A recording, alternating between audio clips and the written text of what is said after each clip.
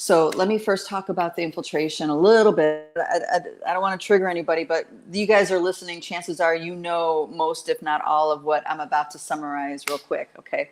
So there was an inception in this reality millions of years ago.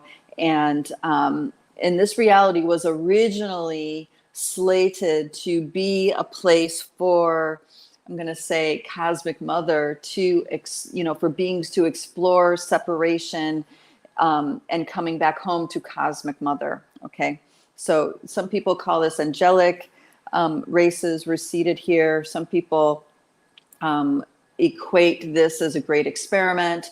Many people talk about this in different ways, but in a gist, what was intended was that this be a playground, so to speak, to cultivate the creme de la creme DNA. So pretty much divine beings in a biosuit suited for divine beings can come into this level of density and experience and have experiences. Okay, now this many billions of years ago, that intent was started. And of course, you guys know time is completely relative. What could be a billion years for one species could be a few seconds for another species. So, right? So what does time really mean in that scope? But in the reality of the 3D reality, 4D reality, where time exists and unfolds, this just gives you an idea of, I'm saying time just to give you an idea of the level of history that there's a possibility of recalling. So a lot of the incepted reality started maybe 100,000, the stories of this started maybe 100,000, couple 100,000 years ago, maybe 10,000 years ago, 15,000 years ago. It really depends on the narrative. But depending on where you pick up the recall, that's going to frame you up to what I mean by inception, right? So there is the great cataclysm, what people maybe will call the fall of Atlantis, or the great fall of consciousness, where some event happened, wiped out life, or wiped out most of life, and then during the time of rebuilding, there was these beings that were referred to as the Anunnaki. That is a broad term to reference many different lineages and species. They came to this planet, some with more benevolent intentions than others, and they incepted their teachings into our consciousness, and also began to seed their DNA within our race. Okay, so this particular timeline is arguably somewhere between 45,000, 15,000 years ago, whatever.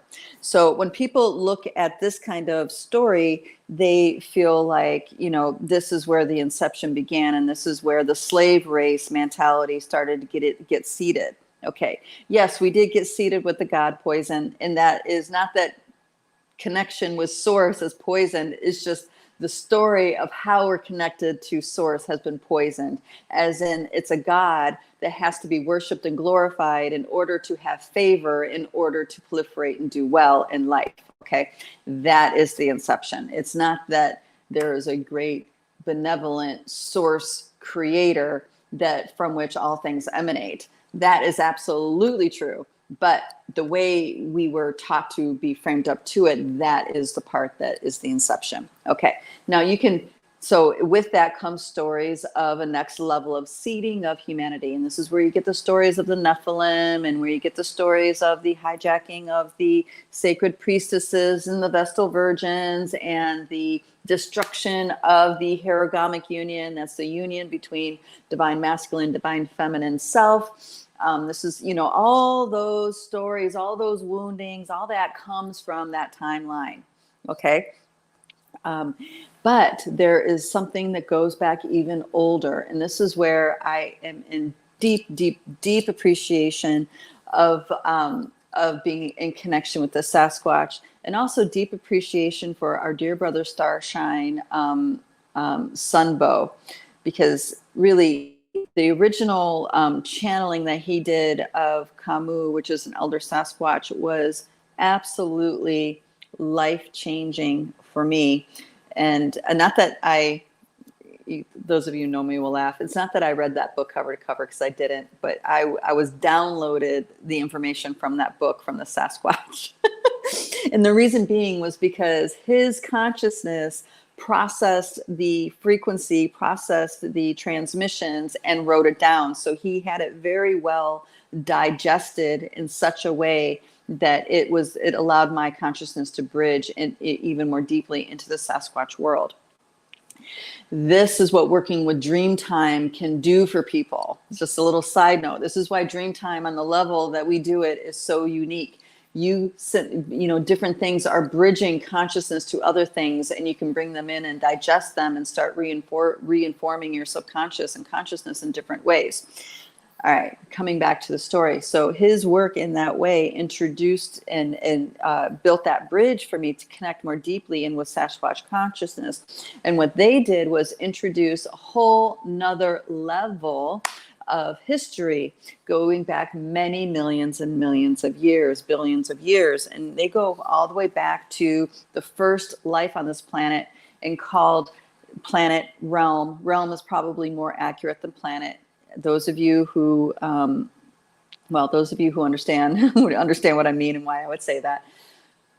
The first beings being the fish people and the ant people. This is important because they experienced evolving consciousness in this realm, as they were like the way showers. They were like the ground breakers. And the ant people particularly have an amazing story to tell about their interactions with AI, their interactions with cyborg technology, their interactions with a highly advanced technical intelligence. Okay, and their trials and tribulations that they had with that. And yes, they destroyed themselves many times over. Okay, and it even reached the point where the earth, the consciousness that we call the Pachamama herself, had to end life because it was going down a road that was not within the scope of her will. Okay, so I highly recommend people to meditate with this and connect with these beings, these sacred beings, as much as they can, so they can get in touch with this other deeper version of history.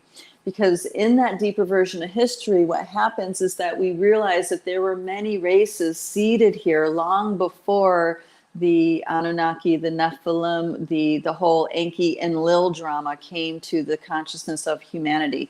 Yes, this has a lot to do with the afterlife. I have to set it all up, guys. I swear, I'm not just meandering. For the person that pinged me on that, I heard you. I get it. Anyway. So the Enlil Enki drama, with that came the ripple effect, the interdimensional inception of the Orion War narrative, the Orion War drama. Okay, that came with the Enlil Enki sacred story, sacred drama. Okay, and that DNA got woven into the DNA pool of this reality. Okay, this was not the first time that species were incepted. It's happened many times over. The major currency of empire, so to speak, and elsewhere is DNA.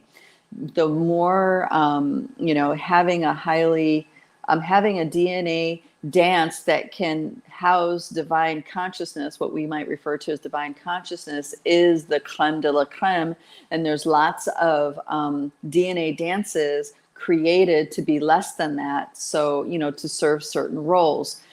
Enlil and Enki come from a culture, come from an existence where this is common practice. DNA manipulation to manipulate consciousness in such a way to serve empire. Okay, this is a vast interdimensional empire that is more, more insipidous than we realize. Okay, so there's that part.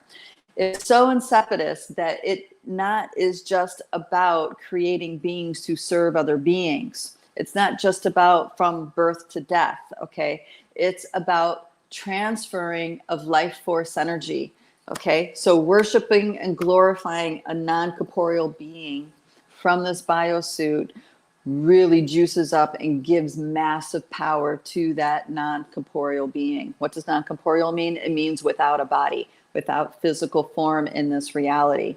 Okay. In order to have power in this reality, you have to have a biosuit. All right. That's not quite the right way to say it. In order to take action in this reality, you have to have a biosuit.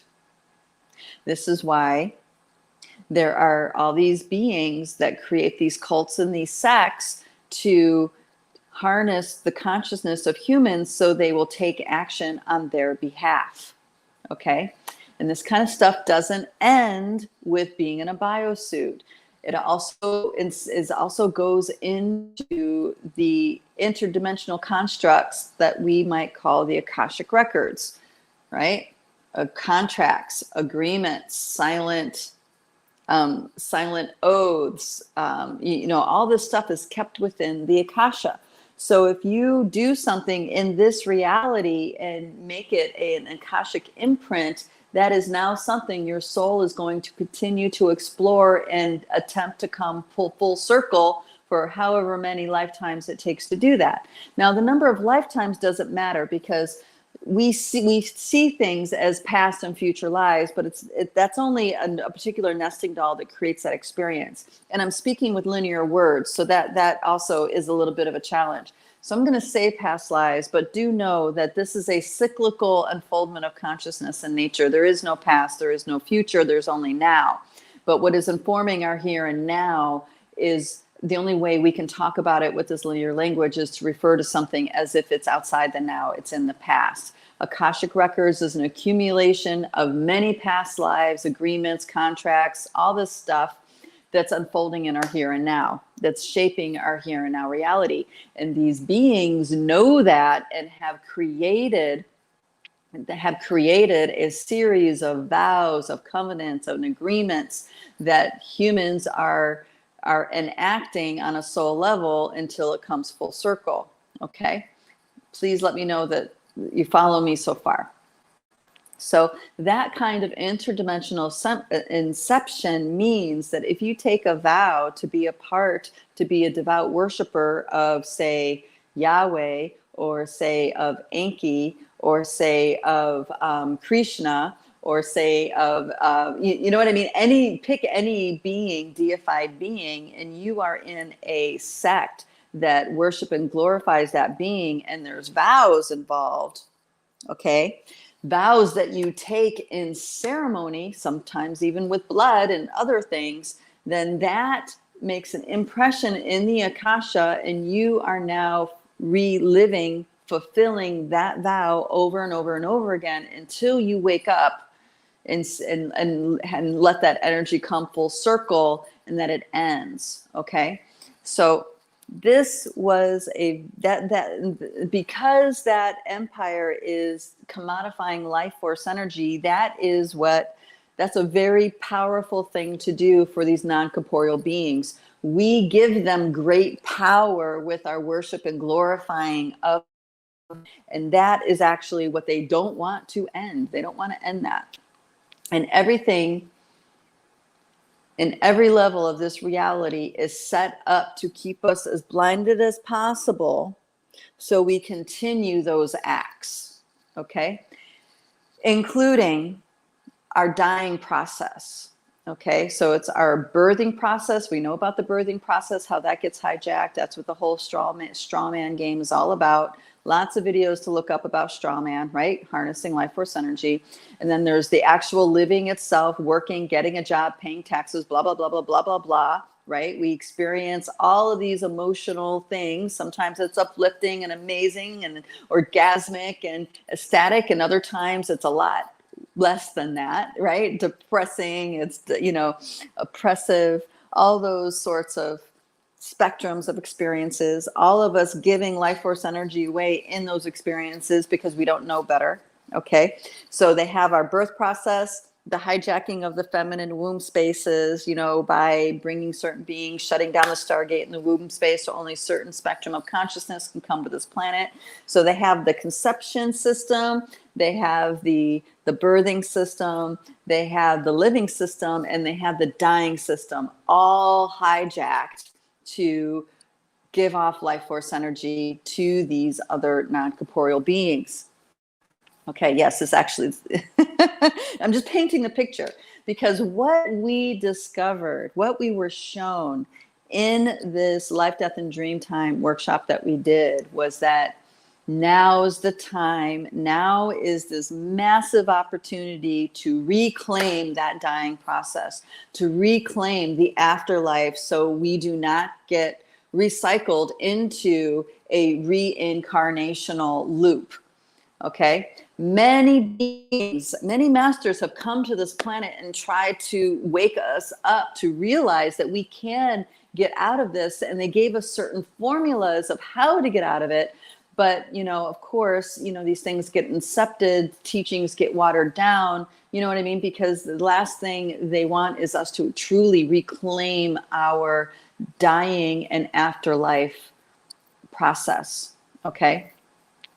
Some of the greatest mystery schools of all time in this realm that who has historical significance and teachings that remain talk about how to navigate the afterlife for a reason. It's not just this mystical thing, this woo-wah thing. No, they are teaching that because it is imperative in order for a human to retain their memories in between lifetimes, they need to be able to properly navigate the afterlife.